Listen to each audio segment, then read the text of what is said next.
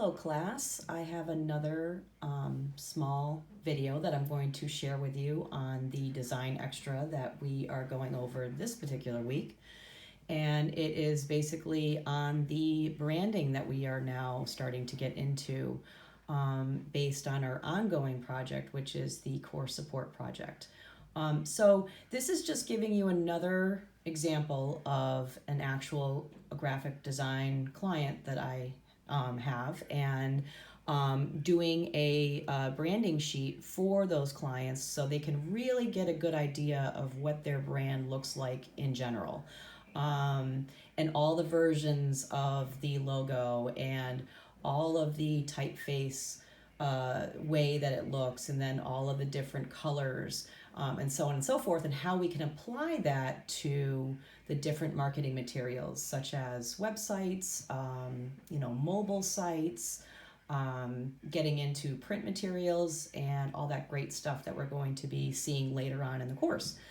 So just to show you a little bit more of the actual client and the branding sheet that I had done, this is it right here, the full signature, and then also a couple of the logo versions. Not every client is going to have all the logo versions that I'm talking about in the lessons. It's just so that you know of all of them. But then in this particular instance, we didn't have all of those versions, but then we have the typeface here and all of the color palette and the information that goes on inside that, and I'm going to show you a little bit more in depth in that in a second. This though gives a good idea of a couple more of the versions that we were talking about, which is the black and white version, the knockout version, a brand mark or a favicon, just another look to what the branding sheet looks like. But you are going to emulate the one that I had shown in the lecture, that has the bowl in it and it shows all of the different elements. So make sure to look at that and emulate that one that is in the lecture. Then I actually wanted to show you specifically in Illustrator how you can really look at getting the information that you need for your color. So if you use the eyedrop tool in the tool bar, and then click on the color that you would like to have. So we're going to just click on the first color here, and then double click into the color picker.